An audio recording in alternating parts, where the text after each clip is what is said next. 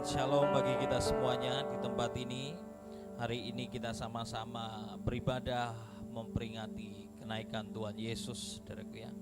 Mari saudaraku, sebelum kita belajar lebih jauh akan firman Tuhan hari ini, kita buka Kisah Rasul 1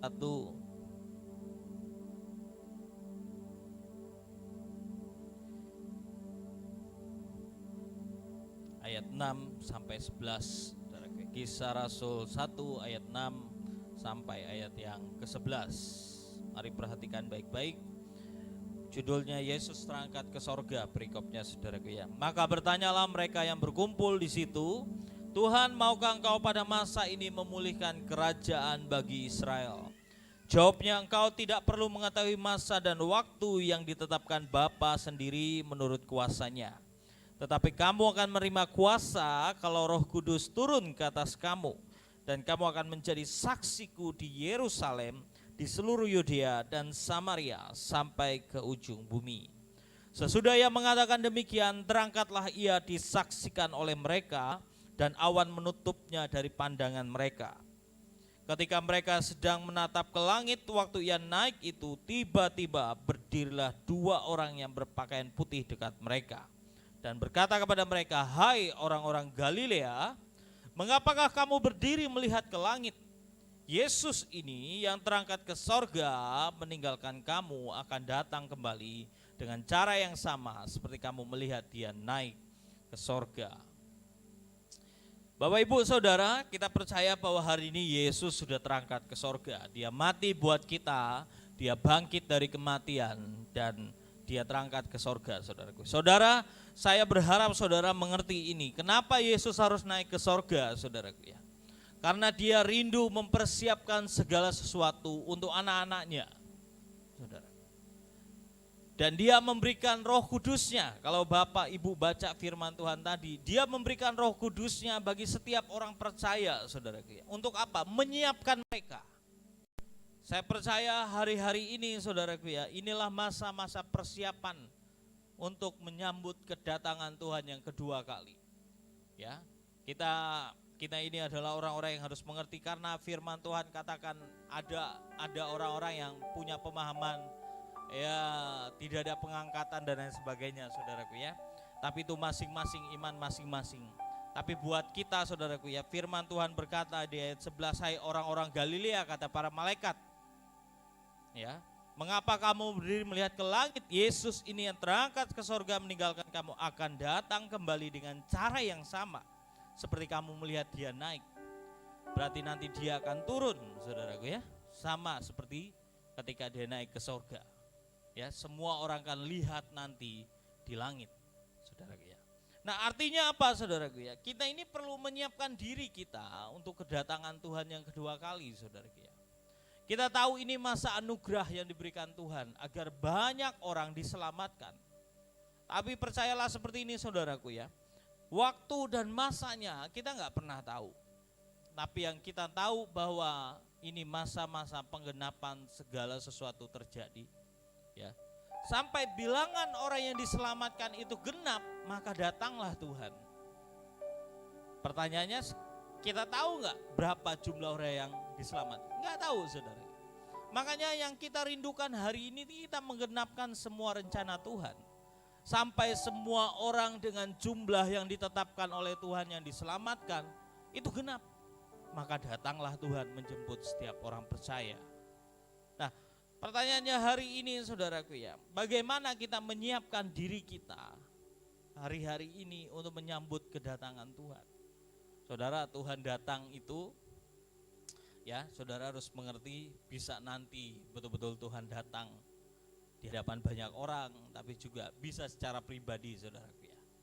Bisa dipanggil pulang saudaraku. Hari-hari ini ya, saya melihat bagaimana ada orang-orang yang dipanggil oleh Tuhan saudaraku ya, dan saya percaya mereka menghadap Tuhan.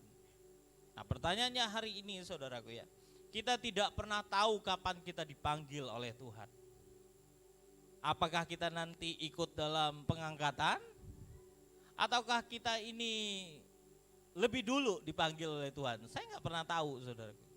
Tapi saya selalu menanyakan kepada diri saya, kalaupun Tuhan datang hari ini, apakah saya sudah siap atau tidak? Saya sering kali tanya anak-anak Tuhan, kalau Tuhan datang hari ini apakah kamu siap? Ada yang jawabannya enggak tahu. Ada yang jawabannya aku enggak siap. Bla bla dengan banyak alasan, saudaraku ya. Tapi saudaraku, kita enggak pernah tahu. Itu masalahnya. Kalau kita tahu saudara, oh saya nanti dibawa Tuhan pulang ya 1 bulan lagi. Jadi saudara udah siap-siap sama hidup saudara sebulan lebih, betul? Saudara akan nyiapkan hidup saudara, saudara akan datangin orang satu-satu. Oh saya mungkin ada salah sama dia, saya harus minta maaf sama orang ini. Saya akan datangi ini, saya akan datangi itu. Betul? Tapi ini kita nggak pernah tahu saudara. Bisa saja waktu kita dipanggil oleh Tuhan, kita lagi sedang melakukan hal yang jahat. Saudara,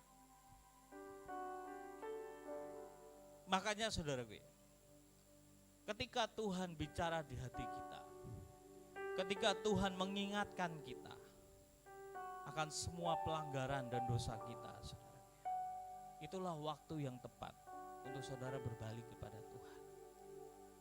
Tahukah saudara ya, kadang-kadang kita ini ya, kalau kita lagi sendiri dan sebagainya, kita merenung saudaraku ya, Tuhan ingatkan, kamu tuh loh ya, tiba-tiba muncul setiap apa yang kita lakukan, menyakiti orang saudaraku ya, menyakiti keluarga mungkin, menyakiti anak-anak dan semuanya lah saudaraku ya. Tiba-tiba itu bisa muncul.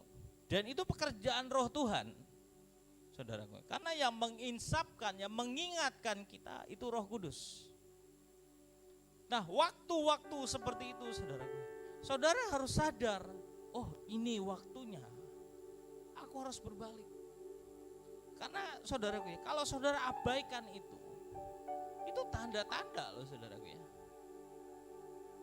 bahwa Tuhan sedang minta kita balik nak. Kalau enggak kamu enggak selamat. Paham ya?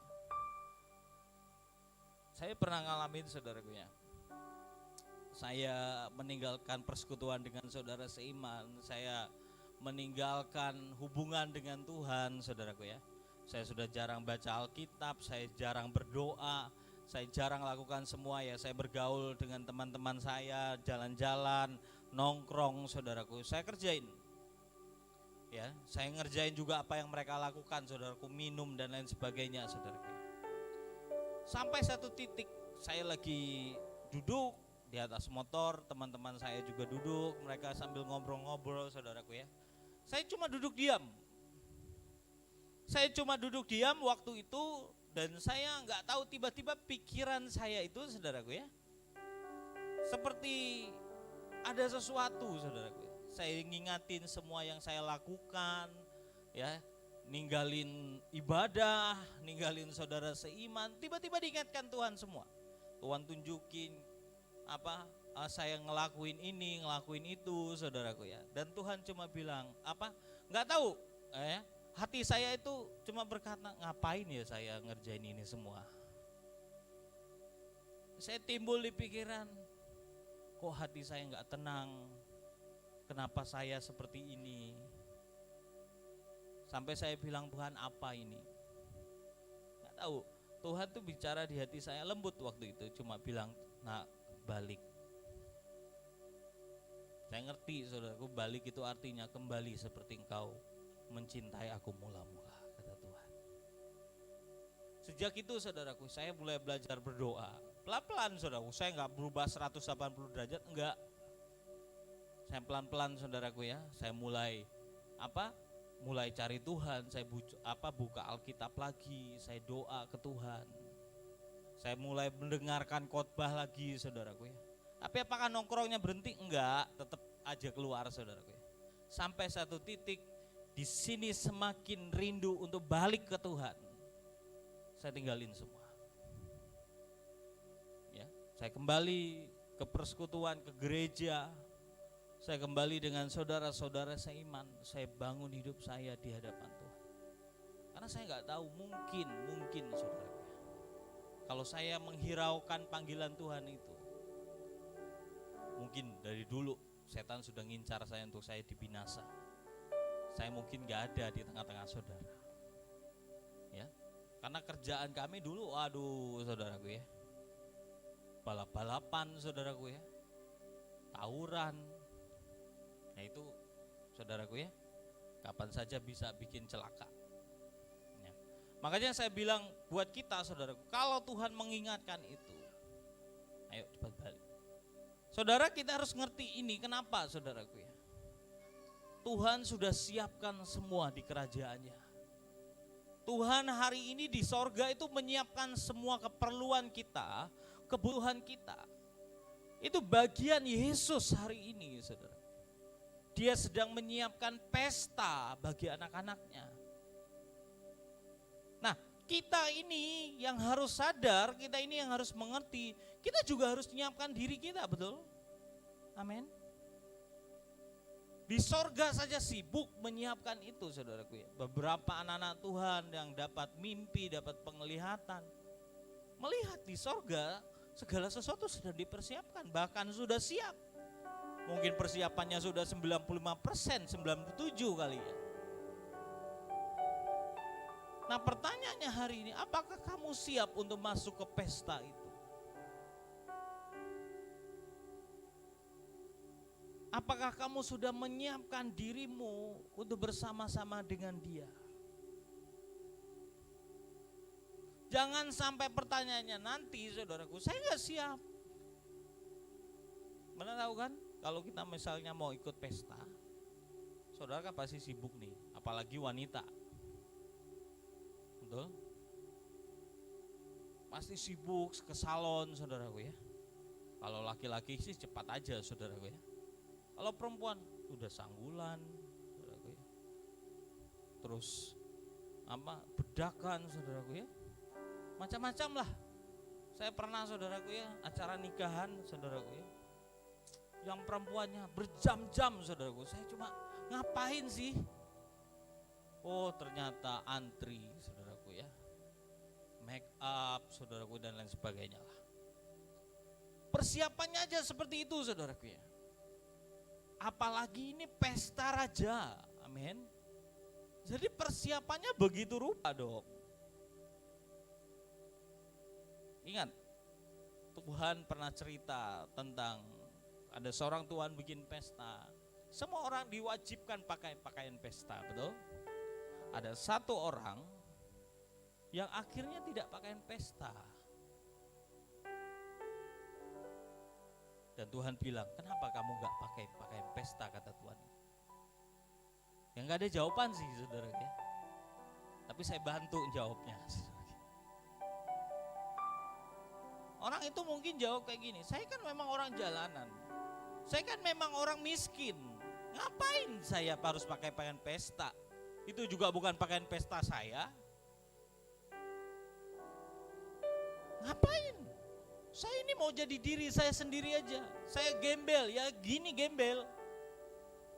Ngerti gak? Tolong hargai kegembelan saya. Lo betul gak? Karena dia merasa kayak gini saudara. Dia merasa, saya nggak layak lah pakaian pesta. Saya kan memang kayak gini, ya udah. Saudara, ada istilah terpelajar terpendidik, betul? Ada istilah itu kan?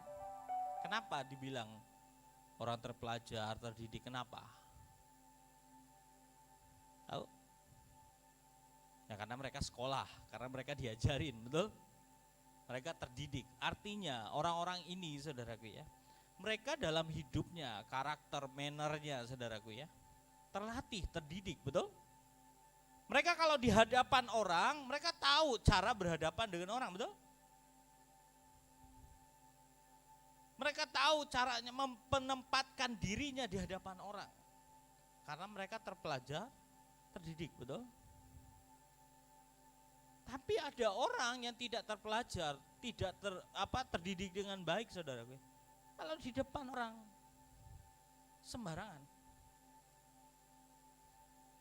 Kalau ada tamu negara saudaraku, orang terpelajar berdiri pasti memberikan hormat, betul?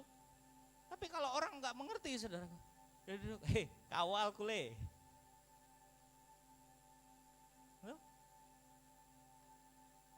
Coba saudara ya. Ini saya tidak merendahkan orang miskin atau apa saudara. Saudara kalau misalnya saudara ajak ya orang-orang ini yang mereka ya karena keterbatasan lah, mereka nggak sekolah, mereka nggak terpelajar, terdidik, mudah nggak ngatur mereka. Saya mau tanya, kalau saudara undang, pasti sibuk kan, ngomong dan lain sebagainya. Mungkin ada yang lagi ngupil saudaraku ya. Mungkin ada yang lagi main keluar, ayo deh kumpul, betul? Loh, bisa nggak saudara salahin mereka? Nggak bisa, karena mereka nggak pernah diajarin. Mungkin di rumahnya nggak pernah diajarin ketok pintu, ya, permisi, nggak, langsung nyelonong. Karena mereka nggak belajar itu. Di rumahnya mungkin orang tuanya nggak peduli. Bukankah seperti itu banyak anak-anak Tuhan? Karena nggak terpelajar, nggak terdidik dengan baik, sembarangan di hadapan Tuhan. Maunya sendiri di hadapan Tuhan. Betul? Nah, Tuhan mau ubahkan itu, saudara.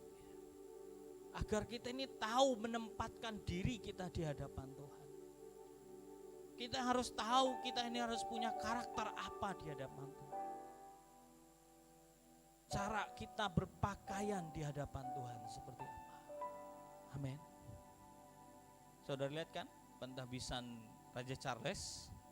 Betul? Coba lihat di sana. Saya mau tanya sama saudara, orang datang dengan baju kerajaan, betul? Ada yang baju dengan khas bangsanya, saudaraku ya. Ada nggak yang datang pakai baju tank top? Ada nggak? Ada. Atau pakai dress mini kayak gitu? Atau pakai baju ya seperti apa Grammy Award, saudara ya? Terus penghargaan Piala Oscar. Saudara pernah lihat kan? Lady Gaga pernah datang pakai baju dilapisi daging, ya. Terus ada yang datang, maaf, hampir bugil, saudara. Betul? Oh, puji Tuhan, di tempat ini kayaknya kudus-kudus. Nggak pernah lihat yang kayak gitu, saudaraku ya. Ya, oh amin, kata Daniel ya. Puji Tuhan, saudaraku. Itu kenapa? Itu dunia. Tapi kalau mereka datang dan seperti itu dalam kerajaan, mereka akan diusir keluar. Betul? Seperti itu kita juga di hadapan Tuhan. Kita ini tahu pesta itu akan datang. Makanya kita ini sedang mengejar, melatih hidup kita di hadapan Tuhan. Gimana sikap kita? Ketika saudara nyembah Tuhan, apa sikap hati saudara? Kita belajar minggu lalu tentang siapa saudara? Tentang Kain. Kain itu gak pernah belajar. Kain itu membawa semaunya sendiri. Dia gak pernah punya rasa hormat dengan Tuhan. Sedangkan Habel, saya cerita ya, waktu saudara mungkin yang gak ngikut pemuritannya waktu itu, saudaraku ya, hari Senin pasti gak dengar. Coba saudara pikir ya, Habel memilih untuk jadi gembala kambing domba. Sedangkan Kain memilih jadi seorang petani. Wajar kalau Kain pilih jadi petani, karena waktu itu manusia cuma makan sayur-sayuran dan biji-bijian. Karena mereka selesai keluar dari Taman Eden, mereka makan itu. Dulu masih belum makan daging, saudara, nggak ada makan daging. Paham ya? Keturunan selanjutnya lah mulai makan daging itulah. Tapi waktu itu Kain pilih itu. Tapi pertanyaan, kenapa Habel pilih jadi gembala domba? Padahal itu nggak bisa dimakan. Apakah Habel kurang kerjaan? Dan Habel cuma memandang domba lagi, keliling. Ini hobi saya. Tidak, saudara. Habel memilih jadi gembala kambing domba. Karena dia tahu apa? Tuhan suka dengan persembahan itu. Makanya dia bilang aku mau hidup untuk mempersembahkan korban ini di hadapan Tuhan. Karena dia tahu saudaraku ya, Tuhan suka penyembahan. Makanya waktu Tuhan lihat Habel mempersembahkan dengan hatinya, dengan cintanya, Tuhan terima persembahan Habel. Betul? Sedangkan Kain, udahlah, Tuhan ini kan tahu, aku ini kan memang petani, ini aja udah cukup. Gak apa-apa. Tuhan abaikan persembahan Kain. Kalau zaman itu saudaraku ya, cara Tuhan terima apa tidak, bukan kayak kita saudara, bakar korban pakai api yang dari kita, enggak.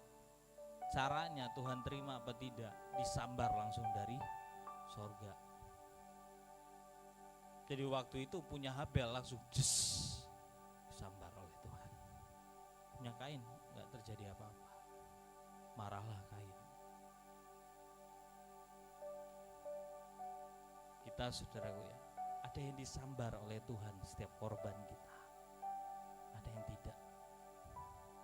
Ada yang waktu nyembah dia angkat-angkat tangan, Tuhan ini Tuhan hidupku. Dia tiba-tiba dilawat oleh Tuhan. Ada yang biasa, mungkin lagi mainan HP, mungkin biasa-biasa, dan gak terjadi apa-apa. Karena kenapa? Dia abaikan Tuhan.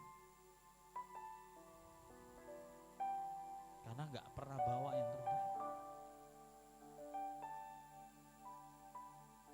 Jadi jangan pernah sembarangan sama Tuhan. Amin. Ayo latih hidup kita. Kita ini harus berbeda dengan dunia. Amin. Kalau kau pelayan Tuhan, kau tahu kau harus nyambut. Saya puji Tuhan saudaraku, saya diajarkan banyak hal ketika saya melayani Tuhan. Bahkan saya terlibat dengan orang-orang di sekeliling saya, saudaraku ya. Saya sering dilibatkan untuk jadi panitia, mempersiapkan sebuah acara, saudaraku ya. Saya diajarin bagaimana kita nyiapin ketika tamu itu harus datang seperti apa. Oh, tamu nih datang nanti seperti ini. Saya diajarin, saudaraku. Oh, kita harus siapin kalau misalnya dia duduk harus di sini. Setelah itu ya kita nggak boleh sembarangan nyebutin namanya, gelarnya dan lain sebagainya. Diajarin. Dan semuanya persiapan, ini acara jam 9, saya harus siapin sejam bahkan 2 jam sebelumnya. Memastikan semuanya berjalan dengan baik. Apa yang kurang? Betul? Karena kita mau memberikan respect yang terbaik buat tamu yang akan datang, betul? Loh, harusnya kita seperti itu sama Tuhan, amin. Oh, kita ini mau datang, Tuhan mau datang ke tempat kita menyembah. Pelayan tuh harusnya, ya saya mau siapin Tuhan. Saya mau nyiapin semuanya yang terbaik buat dia. Ya. Bagian pendoa, oke, saya mau urapin semuanya tempat ini. Karena Tuhan yang mau datang. Bagian multimedia, saya siapin nih, siap lagu. Yang musik, ya, dia datang, dia pegang musiknya, dia nyembah Tuhan di sana. Dengan musiknya. Kenapa? Karena Tuhan mau datang. Kita siapin semua. Itulah persembahan yang terbaik.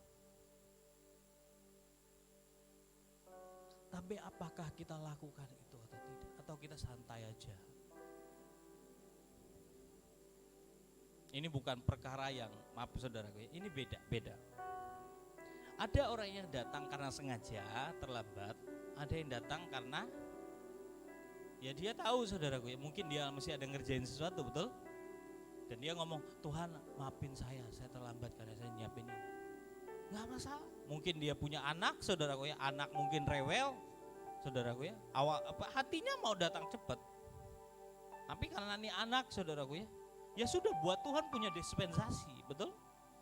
Tapi kalau ada orang, saudaraku ya, dia tahu dia bisa datang lebih cepat.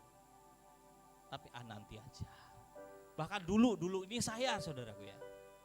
Saya ini. Kalau udah ibadah, saudaraku ya, nanti aja, paling nyanyi aja. Nanti aja, Firman biasanya jam segini. Oh ya, tunggu dekat-dekat firman Tuhan. Wah, dulunya lagi lebih canggih lagi saya, saudara. Saya nggak datang ke ruang gereja sampai persembahan aja. Karena tugas saya itu yang penting, saya membawa persembahan buat Tuhan. Setelah itu yang paling penting itu adalah berkat dari pendeta di akhir ibadah. Ya, karena Tuhan bilang apa? Pendetanya melepasin berkat, betul? Tuhan menyinari engkau dengan wajah, wah saya akan duduk. Wah, terima kasih Tuhan. Ketika persembahan itu kenapa? Karena banyak teman-teman yang titip persembahan. Titip ya, kamu kan ibadah. Saya mau mancing sama teman saya. Bertobatlah kalau kita seperti itu. Karena kita nggak akan pernah menjadi orang-orang kerajaan sorga kalau sikap kita seperti itu. Kembali ke cerita saya. Tuhan ketika panggil orang-orang di sekeliling, ayo panggil semua orang di pinggir jalan, orang-orang yang miskin, semua orang, karena orang-orang undangan yang layak diundang nggak mau datang. Dan dalam waktu singkat kata Tuhan itu, saudara, ajari mereka gimana di pesta. Makanya tuh suruh mereka pakai pakaian pesta. Jadi mereka pakai pakaian pesta, terus diajarin kalau pesta kamu harus duduk seperti ini, kamu makan harus dengan elegan, nggak bisa makan pakai tangan. Ingat nih, ini sendoknya ya, ini sendok buat makan. Ya, kalau makan steak ini, kalau minum wine pakai pakai gelas ini, ingat ya, gelas ini ya, air putih gelas ini, ingatin ya, diajarin semua, betul? Loh, itu pesta para bangsawan, para raja. Saudara banyak-banyak lah lihat kayak gimana sih pesta para bangsawan. Ada hidangan pembuka, betul? Setelah itu hidangan utama, baru penutup. Makannya juga nggak bisa sembarang. Kalau sudah selesai hidangan pertama, semua piringnya diambil. Nggak ada tuh kita numpuk, bekas kita makan ditumpuk-tumpuk-tumpuk. Ada.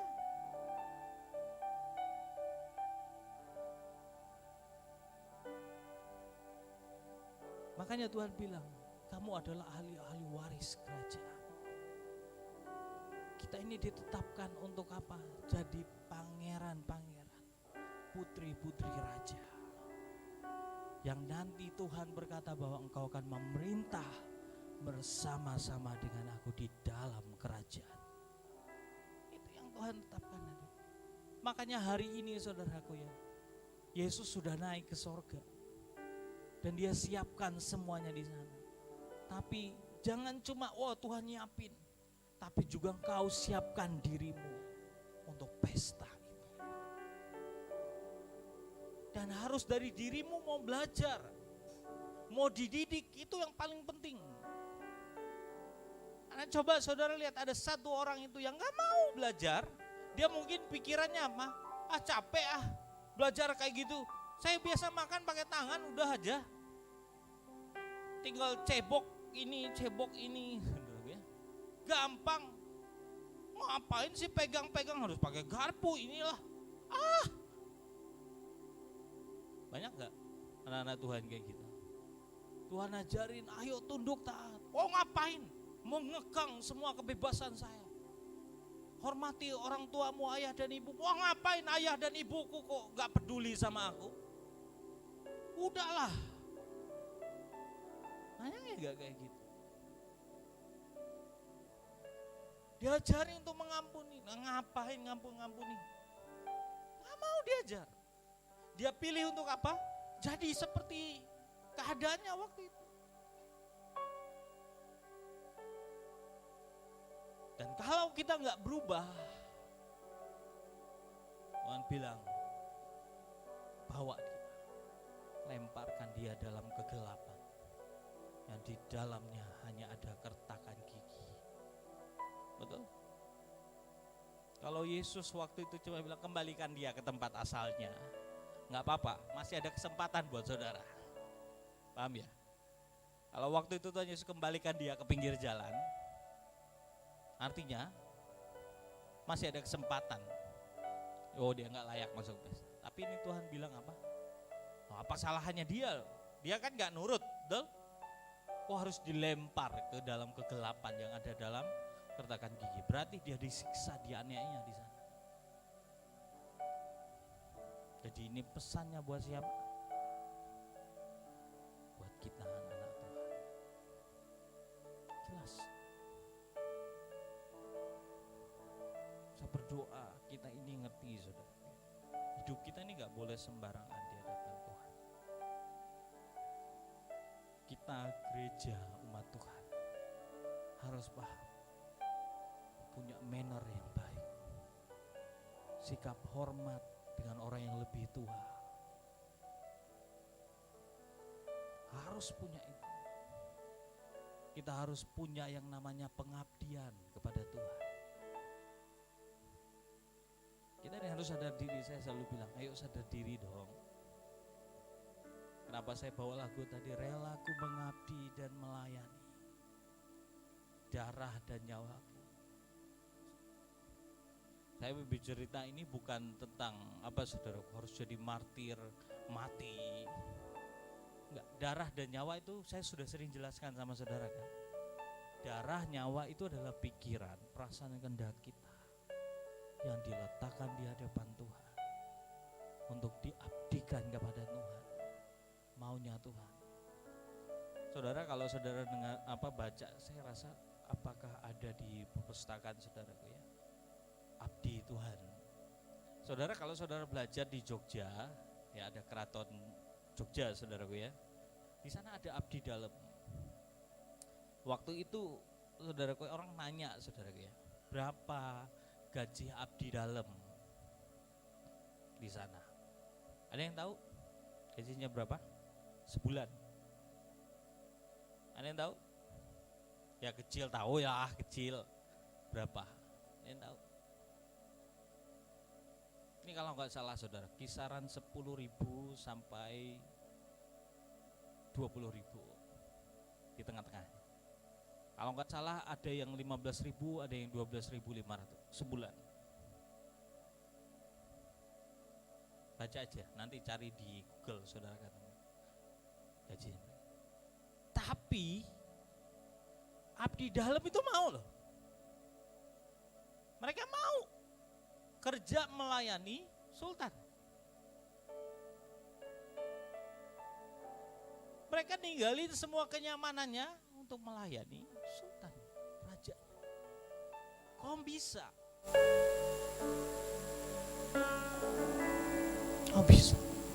Karena mereka tahu, mereka punya respect dengan rajanya. Dan sebuah kehormatan, sebuah kebanggaan, mereka bisa melayani rajanya. Betul? Bukankah seperti itu kita? Harusnya kita punya bangga melayani Tuhan. Dan kalau kita melayani Tuhan, mengabdi kepada Tuhan, apakah kita harus takut tentang apa yang kita makan, kita minum? Enggak. Itu di kesultanan. Kita ini melayani raja di atas segala raja yang punya alam semesta. Saudara baca di kitab raja-raja, ada raja namanya Salomo. Ketika Ratu Sheba, ratu dari selatan datang. Saya nggak tahu selatannya ini mungkin Indonesia kali ya, atau dari Afrika, saya nggak tahu. Tapi saya mau bilang, dia kagum dengan siapa? Kagum dengan siapa? Kagum dengan pegawai dari Salomo, orang-orang yang ada di dalam kerajaan, pakaian mereka, apa yang mereka makan, apa yang mereka kerjakan, dia kagum. Kenapa dia kagum? Karena semuanya menggunakan yang terbaik. Salomo saja memperlakukan orang yang di bawahnya, yang mengikuti dia, yang mengabdi kepada raja seperti itu. Apalagi kita, amin. Kalau kita memilih melayani, mengabdi kepada Tuhan. Apakah kita enggak didandani oleh Tuhan? Pasti kita didandani. Apakah kita enggak diberkati oleh? Pasti kita diberkati. Makanya saya enggak pernah takut dengan hidup saya. Karena saya tahu Tuhan yang pelihara saya. Tuhan yang jamin hidup saya. Makanya saya berdoa, saudaraku ya, kita ngerti ini. Agar kita ini sama-sama mempersiapkan diri kita. Tahun demi tahun kita memperingati kenaikan Yesus. Pertanyaannya hari ini, apakah engkau lebih siap lagi dari tahun kemarin untuk menyambut Tuhan datang? Atau tahun dulu semangat, hari ini enggak semangat? Itu jadi pertanyaan buat kita semua. Semakin tahun itu bukan semakin lama, semakin dekat. Amin. Saya mau tanya sama saudara, kalau kita tambah umur kita itu semakin panjang nggak umur kita? Salah, bukan semakin panjang. Makin apa? Makin mendekati menghadap Tuhan. Amin. Jadi apa yang harus kita lakukan kalau ulang tahun? Terima kasih Tuhan karena aku boleh hidup sampai umur ini. Tolong anugerahmu kalau aku boleh hidup lagi setahun, agar aku bisa lebih berkenan di hadapan. Betul? Nggak usah mikir yang panjang-panjang lah saudaraku ya. Karena orang yang minta panjang umur itu berbahaya loh saudaraku ya. Loh, saya mau tanya sama saudara, ini manusia makin bertambah umur, makin kuat gak? Enggak, kekuatannya menurun, betul?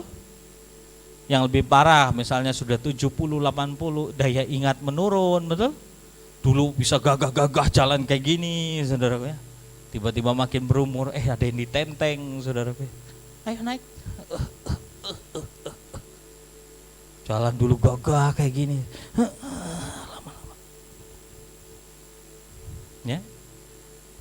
Jadi saudara, kita harus belajar, amin. Terima kasih Tuhan sudah bertambah usia saya. Kalau masih dikasih kesempatan untuk nambah lagi, tolong jamin saya. Itu yang harus kita lakukan saudara ya. Jangan maksa, panjang umurnya. Bisa jadi penderitaan. Loh, ada di Alkitab loh. Anda yang tahu yang minta umurnya panjang? Minta perpanjangan umur? Ada yang ingat di Alkitab? Siapa? Hizkia.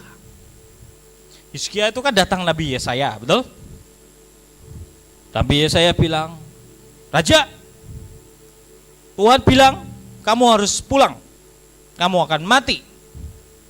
Berkumpul dengan semua raja-raja yang lain. Hizkia sedih, betul? Nangis. Bukankah aku sudah melakukan ini Tuhan? Kenapa aku harus mati?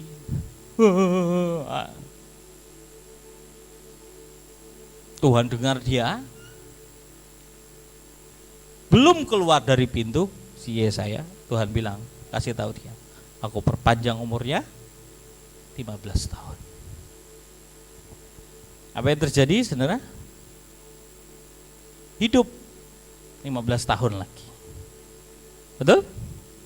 Pertanyaannya kayak gini. Apa yang dilakukan Hizkia setelah itu? Apa yang dilakukan oleh dia? Dengan bangganya dia waktu itu, datang orang Babel, betul? Orang Nebukadnezar, dia perlihatkan semua. Wah, ini istanaku. Ini perisai-perisai, ini semua perabotannya. Dia datang semua ke bait suci dan lain sebagainya, betul? Dia tunjukin semua. Setelah dia tunjukin, Tuhan bilang apa? Apa yang kamu lakukan? Aku perlihatkan semuanya ini. Tuhan bilang apa? Apa yang sudah kamu perlihatkan, semuanya akan diangkut ke negeri Babel. Betul? Tuhan bilang apa? Tapi memang bukan di zamanmu, di zaman keturunan. Hizkia bilang apa? Puji Tuhan, nggak di zaman saya. Tapi apa yang dia lakukan? Dia membuat kesengsaraan buat keturunannya. Paham ya? Sebenarnya dia ada di puncak hidupnya ketika Tuhan mau bawa dia pulang. Tapi karena dia minta, udah malah bikin salah. Makanya kita ini saudaraku ya. Makanya kalau saudara baca kitab Amsal, ada perkataan Agur bin Yake. Pernah baca itu? Pernah baca? Apa katanya? Tuhan, jangan berikan aku kekurangan, kemiskinan. Karena kalau aku kurang, aku miskin, aku berkata kepada Tuhan, mana Tuhan? Kenapa dia nggak tolong aku? Kenapa aku begini begitu? Dan Agur bin Yake juga bilang apa? Jangan beri aku kelimpahan atau kekayaan yang banyak sehingga aku apa katanya? Lupa Tuhan. Aku nggak ingat Tuhan. Tapi Agur bin Yake bilang apa? Berilah apa yang menjadi bagianku, yang pas buat hidupku. Makanya saudaraku ya, jangan iri lihat orang lain.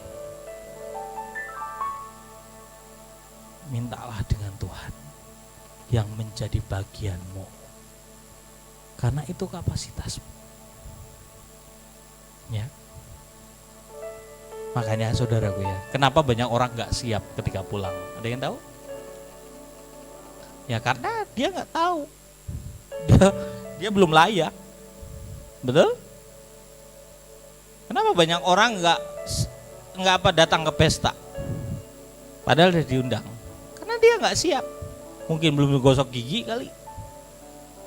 Mungkin bajunya masih dijahit kali. Betul? Nggak datang. Karena dia bilang malu. Tapi kalau orang siap, dengan santai aja dia datang. Betul? Makanya pertanyaannya sehari ini, sudah siapkah engkau kalau Tuhan datang? Sudah siapkah kita? Dan berpikir saudaraku ya, oh Tuhan, aku harus seperti apa hidupmu? Mulailah dengan langkah kecil. Amin. Dengan merenungkan hidup kita dan kalau Tuhan, Tuhan ubahkan aku. Ya, amin. Puji Tuhan. Mari kita buka firman Tuhan dari Mazmur 20. Ini baru khotbahnya. Oke. Mazmur 20 ayat 1 sampai 9. Ini doa kemenangan bagi sang raja. Saudara, kita ini adalah umat yang lebih daripada pemenang. Kita ini raja-rajanya Tuhan. Amin. Yang akan memerintah bersama sang raja. Mazmur 20 ayat 1 sampai 9. Untuk pemimpin biduan Mazmur Daud. Kiranya Tuhan menjawab engkau pada waktu kesesakan. Kiranya nama Allah Yakub membentengi engkau. Kiranya dikirimnya bantuan kepadamu dari tempat kudus dan disokongnya engkau dari Sion. Kiranya diingatnya segala korban persembahanmu dan disukainya korban bakaranmu. Selah, kiranya diberikannya kepadamu apa yang kau kehendaki dan dijadikannya berhasil apa yang kau rancangkan. Kami mau bersorak-sorai tentang kemenanganmu dan mengangkat panji-panji demi nama Allah kita. Kiranya Tuhan memenuhi segala permintaanmu. Sekarang aku tahu bahwa Tuhan memberi kemenangan kepada orang-orang yang diurapinya. dan menjawabnya dari sorga yang kudus dengan kemenangan yang gilang gemilang oleh tangan kanannya. Orang ini memegahkan kereta dan orang itu memegahkan kuda, tetapi kita bermegah dalam nama Tuhan Allah kita.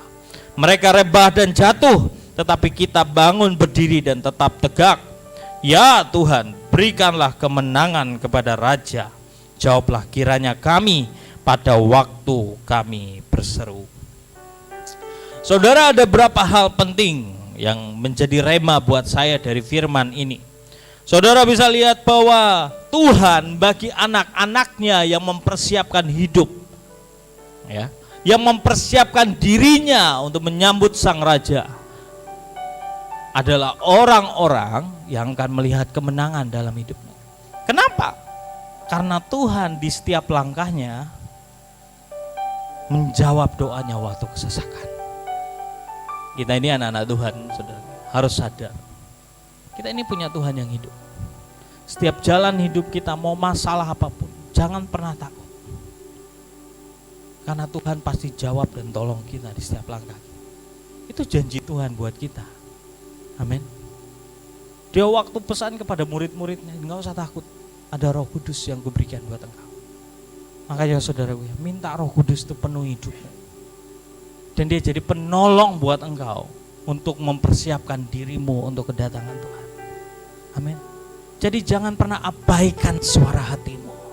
Jangan pernah abaikan suara Tuhan yang mendidik dan mengajar engkau. Jangan kerasin hati. Kalau kau kerasin hati, makin sesaklah hidupmu. Tapi kalau kau dengar Tuhan, yang sesak itu buat kelegaan atas hidupmu. Kiranya nama Allah Yakub membentengi engkau. Saudara, kita ini anak-anak Tuhan. Kalau kita betul-betul mempersiapkan hidup kita untuk Tuhan, ingat, nama Tuhan itu membentengi kita. Paham gak? Contoh ya, ini dulu. Kami itu dulu, saudaraku ya, waktu zaman masih masih muda dan lain sebagainya, saudaraku. Itu zaman kami itu banyak geng. Kami ya. Ada geng kapak, saudara, zaman dulu. Nah, geng kapak terkenal, ya, suka mukulin orang dan sebagainya. Terus ada geng saya slash. Itu zaman saya masih muda, saudaraku ya. Dan waktu itu, saudaraku ya, ada teman-teman yang selalu bilang kayak gini sama anggotanya. Dia bilang, "Hei, kamu ya, kalau kamu pergi ke daerah ini, kalau ada orang yang gangguin kamu, kasih tahu dia, kamu itu anggota geng kapak." Paham ya? Ngerti nggak? Nama geng kapak aja orang dengerin apa? Orang berpikir ngerjain orang ini, betul? Karena kalau dia ini disakiti, dipukuli, segeng kapak yang nyerang kita. Paham ya? Makanya dulu orang bangga, suruh, "Oh, saya geng ini, bla bla bla." Betul? Nama geng kapak aja seperti itu. Apalagi ini apa? Kiranya nama Allah Yakub membentengi engkau. Artinya apa? Kalau kamu diapa-apain, jangan macam-macam sama dia. Dia itu milik Yesus. Paham ya? Nggak bisa sembarangan sama orang ini. Hati-hati, sesorga nyerang kamu nanti. Paham kan? Sesorga loh. Paham? Makanya Yesus itu ditakutin, betul? Setan aja bilang apa? "Ada apa engkau, hai anak Allah Maha Tinggi? Apa urusanmu dengan kami?" Betul? Kenapa? Dia takut kalau ganggu Yesus, sesorga nyerang. Paham ya? Nah, kita ini anak-anak Tuhan kayak gitu. Makanya kita ini harus paham. Kita ini dibentengi oleh Tuhan. Makanya selalu berkata seperti ini, dalam nama Tuhan Yesus, keluargaku Tuhan semua yang pegang kendali. Usahaku Tuhan sendiri yang jagai. Tidak ada setan yang bisa nyentuh hidupku. Amin. Pokoknya semuanya Tuhan bentengi dengan namanya yang kuat. Itu yang harus kita punya, saudara. Karena Tuhan berikan itu bagi anak-anaknya. Kiranya dikirimnya bantuan kepadamu dari tempat kudus, dari sokongnya engkau dari Sion. Bantuan kita dari sorga, saudara. Bantuan kita dari Sion, dari kota kudus. Jadi anak-anak Tuhan tuh nggak usah takut. Saya pernah cerita sama saudara, Petrus datang cuma nolong satu orang wanita. Gara-gara dia melayani Tuhan, datang naik bemo, ngantar ke kota yang lain. Nggak ada transport lagi, saudara. Karena dia melayani udah kemalaman. Tiba-tiba Petrus bilang, saya Petrus, murid Yesus. Percayakah saudara, saudara bisa dikirimi malaikat ketika saudara mengalami kesusahan, kesulitan? Ya, ini nggak usah takut saudaraku sama hidup kita, men. Tapi ini lagi ya, nggak usah fokus sama dia, tenang aja saudara ya. Ada mamanya.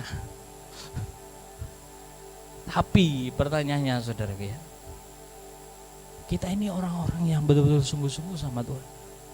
Kalau kita ini mempersiapkan hidup kita kejar Tuhan, nggak usah takut lah. Karena ada orang-orang yang Tuhan utus menolong kita, amin.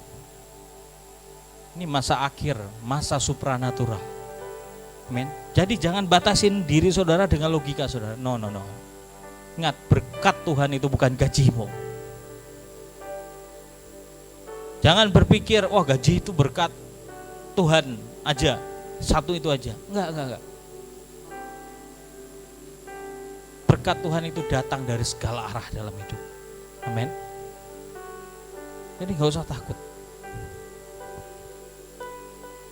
Kiranya diingatnya segala korban persembahanmu dan disukainya korban bakaranmu selalu. Ini raja yang berkemenangan. Kenapa raja ini punya kemenangan dan Tuhan bela dia? Tuhan mengingat korban persembahannya. Tahu nggak saudaraku ya, hidup kita ini, apa yang kita kerjakan di dunia, apa yang kita lakukan di hadapan Tuhan, itu yang diingat Tuhan. Dasar dia menolong engkau, dasar dia membela engkau. Amin. Makanya saya selalu bilang saudaraku ya, ingat loh ya, kalau keselamatan itu anugerah, itu pemberian bukan usaha dari Tuhan. Tapi yang namanya penyertaan, pertolongan Tuhan, Tuhan lihat siapa orangnya. Tuhan tuh ngingat kalau kamu, kayak seperti siapa ya, kalau saudara lihat Ayub tuh diingatkan dia sering kasih korban ke Tuhan. Tuhan ingat Abraham, Tuhan lihat kesetiaannya, imannya. Betul? Tuhan tuh ngingat kayak gitu. Baca di Alkitab, siapa Cornelius? Orang Yahudi kah Cornelius? Enggak, orang Roma. Tapi Tuhan bilang sama Petrus apa? Aku mengingat apa yang dia persembahkan.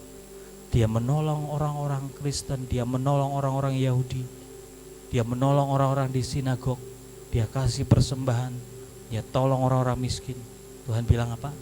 Aku mengingat apa yang Cornelius lakukan. Kamu datangi dia, berkati sisi rumahnya. Betul?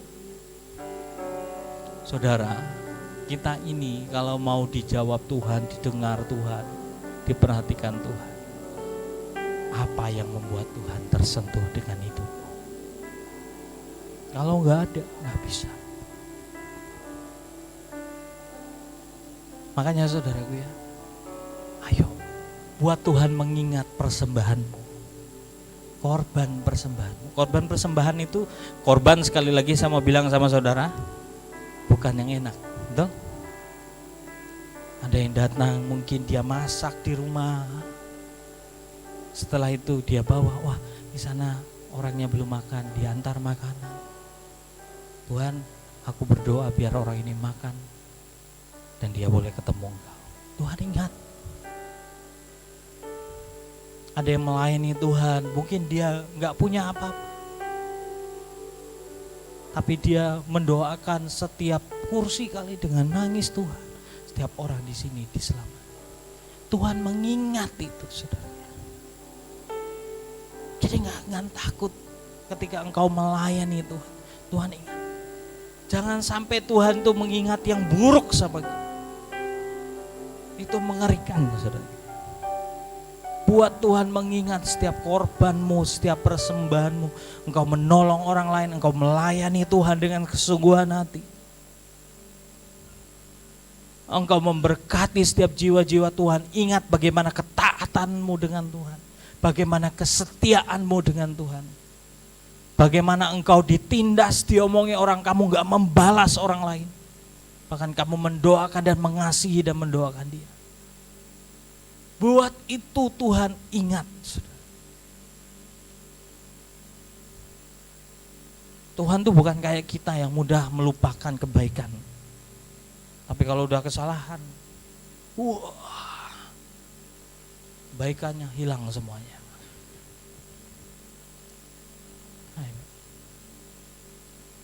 Buat Tuhan ingat siapa kamu. Sehingga nanti ketika engkau datang ke pesta raja-raja, Tuhan akan panggilkan, ini anakku yang penuh dengan kesetiaan, melayani Tuhan. Dia yang meletakkan hidupnya untuk keluarganya, untuk kotanya, untuk bangsanya. Loh, percaya aja saudara Pia. Pak Yusak pernah dibawa Tuhan ke sorga. Setiap orang itu disambut ketika datang ke sorga. Terus disebutin apa yang dia lakukan di dunia. Kalau enggak ada, dia akan cuma bisa nunduk. Tapi orang beri tepuk tangan. Puji Tuhan, masuk sorga. Dalam buku Rick Joyner saudara, dia menemui Lot. Lot itu kemuliaannya redup. Dan Lot selalu ngingatin dia bilang, kamu jangan ikutin saya. Saya sampai hari ini menyesal dengan apa yang saya lakukan. Saya keluar dari duduknya Abraham, saya hidup mengikuti kemauan saya sendiri. Saya gagal di sana. Tolong jangan ikuti semua yang saya lakukan. Itu Lot. Nah, saya berdoa kita semuanya sadari. Saudara lihat sendiri. Kiranya diingatnya korban persembahanmu, korban bakaranmu di hadapan Tuhan. Amin. Disukainya korban bakaran. Kiranya diberikannya kepadamu apa yang kau kehendaki, dijadikannya berhasil apa yang kau rancangkan. Saudara, kalau saudara tuh makin dekat sama Tuhan, saudara minta apa? Oke lah anak, gak apa-apa kamu minta apa. Bisa gak kita minta sama Tuhan? Bisa. Saudara coba mikir, Tuhan enak ya kalau misalnya punya mobil. Tapi saudara ya tapi terserah engkau Tuhan. Itu dengan Tuhan bisa seperti itu. Makanya dia bilang saudaraku ya, dijadikannya berhasil apa yang kau rancangkan. Kamu kalau nyenangin hati Tuhan, yang kamu rancangkan kamu hadapkan ke Tuhan. Terserah engkau Tuhan. Tuhan lihat, oke nak, aku buat berhasil apa yang kamu kerjain. Bukan motivasinya untuk diri sendiri, no. Ketika engkau serahkan itu Tuhan dengar. Tuhan boleh gak? Ya. Kalau saudara sering dengar kan, oh mau makan apa aja saudara, oh aku mau makan ini Tuhan. Tiba-tiba Tuhan kasih. Tapi itu diberikan buat siapa sih? Orang yang tahu artinya mempersembahkan korban. Kiranya diberikannya apa yang kau kehendaki, dijadikan berhasil apa yang kau rancangkan. Kami mau bersorak-sorai tentang kemenangan-Mu dan mengangkat panji-panji demi nama Allah kita. Kiranya Tuhan memenuhi segala permintaan. Saudara bisa lihat, yang mereka naikkan buat Tuhan itu adalah penyembahan. Yang mereka naikkan itu adalah sorak-sorai buat Tuhan. Apakah kita sudah lakukan itu? Atau kita janji cuma separuh tiang? Boro-boro bersuka cita sama Tuhan, ngucap syukur aja enggak. Mungkin datang ke hadapan Tuhan dengan muka muram, enggak ada gairah sama sekali. Sekarang aku tahu bahwa Tuhan memberi kemenangan kepada orang yang diurapinya. Siapa yang diurapi? Saya. Amin. Siapa yang diurapi? Saya.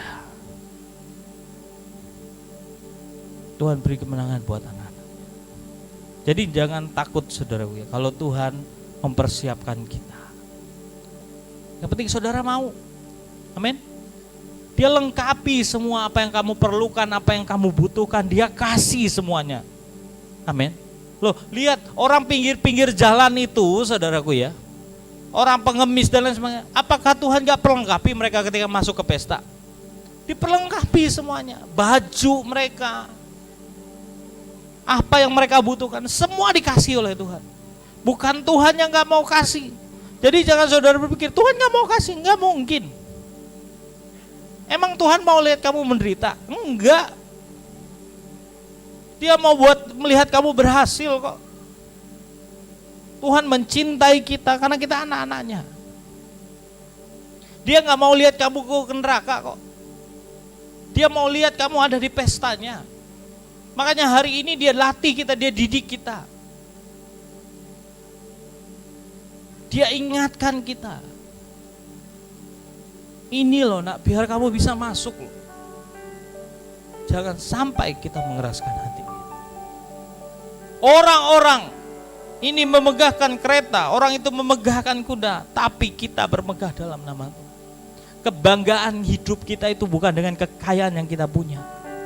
Kebanggaan, kemegahan hidup kita itu bukan karena kita cantik, bukan karena kita ganteng. Kita bermegah itu karena kita dikasihi, dicintai oleh Tuhan. Amin. Buat apa kamu punya segalanya kalau kamu gak dicintai oleh Tuhan? Buat apa kamu punya semua sesi dunia ini? Sampai ujungnya adalah kematian. Daud cuma bilang, jangan ambil rohmu daripadaku. Biar rohmu itu memegang hidupku. Daud gak pernah takut kehilangan tahtanya.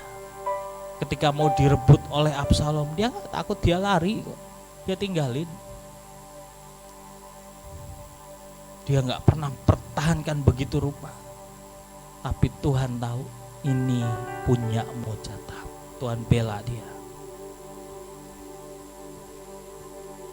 Kemegahan kita itu kalau kita mengasihi Tuhan dan cinta Tuhan. Amin. Kemegahan kita itu kalau Tuhan berkenan dengan hidup kita. Dia berkenan dengan semua korban yang kau letakkan di hadapan Tuhan. Dengan semua pengabdianmu kepada Tuhan. Yang mau mengikuti kehendak Tuhan. Itu yang Tuhan mau. Dan dia beri kemenangan bagi raja-rajanya. Kitalah orang yang ditentukan. Amin. Saya percaya hari ini saudara, Yesus sudah siapkan semua di sorga. Hari ini dia persiapkan kita. Dia mengurapi kita.